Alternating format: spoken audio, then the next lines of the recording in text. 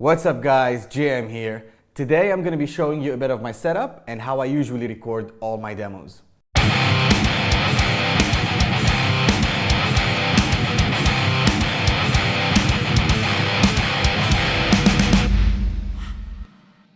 Some of you asked about how I usually connect my guitar to the PC, and I decided to show you exactly how I do it, and while we're at it, show you how I usually structure all my demo recordings. So let's do it. Let me show you this. Hold on. All right, so here is my setup. It's a fairly simple setup. I've got Cubase running here. I've got my Scarlett 4i4.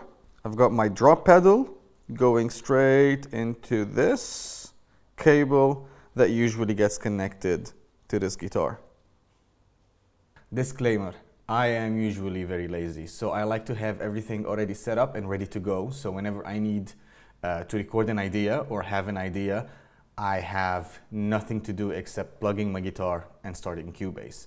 And if you've watched my previous video about how to stay inspired, I talked about this. I talked about keeping your corner ready at all times, and the less you have to do, the more motivated you will be to start doing it. So as you can see, my drop pedal is always connected to my interface, and that cable, that guitar cable, is always ready. I just plug in my guitar and just start recording. For those of you wondering about the drop pedal, we usually use different drop tunings, so I don't have to switch guitars, and that makes it a lot easier, at least when I'm recording the demos, to just switch to the tuning that I want. That makes it a lot easier for me to just sit and think about writing than the logistics that go behind recording a demo or writing.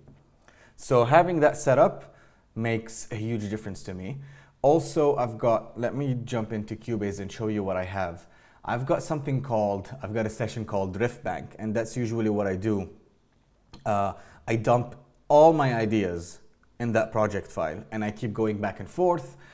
Sometimes I'd be stuck on a song, I'd scroll in, like if you look at here, I've got like half a song here, a quarter of a song here, some weird idea here, and I usually just go back and forth. Sometimes I mix and match, and that works. Sometimes I don't, and I just leave them be, and then always come back to that. And the way I have it up is pretty simple. I've got my guitar tracks, and that's left and right, because obviously you need to always double track. And then I've got duplicates of those in case I need to have any overdubs or I need to have a melody, anything. Usually I work with around 4 tracks. I've got my monitoring as well, and I've got a drum track always ready. I usually use EZdrummer, but you can use whatever works best for you. And I've got beats, and if I open my EZdrummer as well, you can see like I've got some libraries here of beats that I always go to, or like they are my go-to beats that I just stick in here, jam to, and then I start refining the beats and the rolls and everything. But it is a very fast and effective way to help you go on and start recording. Let me show you my channel strip. In this case, I'm using the Fortin Nameless, and I just have it on all my channels, and that's when I'm recording, I'm using that. Obviously, I can change it later, I can do whatever I want. I've got my guitar group here that I have a bit of processing on, and then my master bus that I have a bit of compression and limiting just to get it up to the level.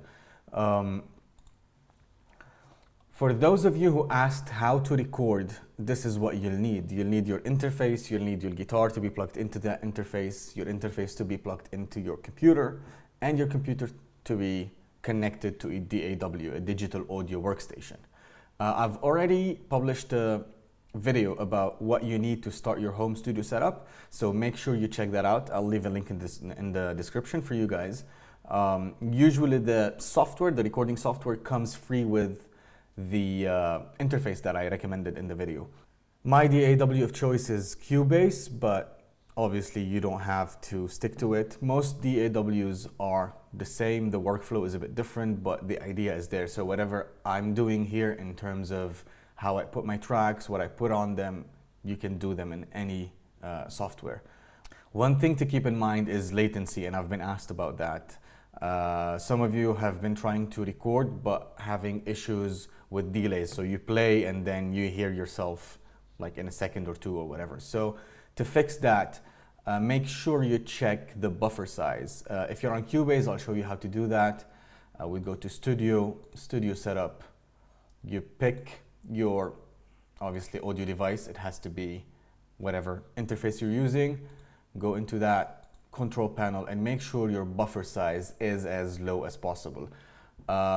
Note that the lowest you go with the buffer size, the more strain on the CPU you'll be putting. So find that sweet spot and work around that. So obviously the higher the number is, the more latency and lag you'll have. The lower the number is, the better it is for your recording and your latency. Let me show you what's happening here. So these are like ideas of songs that I tracked. I just put in random beats. I can always edit the beats if I need to, but that is always there.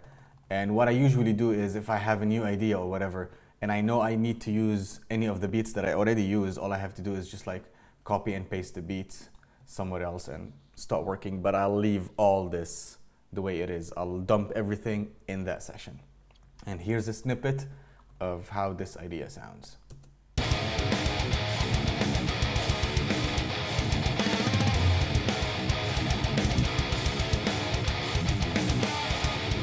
So let's say I'm not happy with that beat and I need to change the beat. I could easily just do that. Let's try this. I have no idea what this beat is now, but let's just like try it and see how that sounds.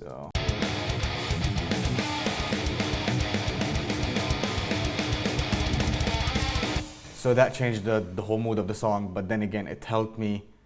Obviously, it would help with create different ideas and go about songs differently. So as long as you have this setup like this, where you have everything ready for you, I think that's a very good way to stay inspired, write, and not worry about everything else. Just load up your session, plug in your guitar, and you're good to go. All right, guys, that was it for today. I hope you guys enjoyed this. I hope you found it helpful. Let me know in the comments if you have any questions, if you need me to talk about anything I covered today in more details, and I will do so. Please like, share, and subscribe so you can help support the channel, and I'll see you next time.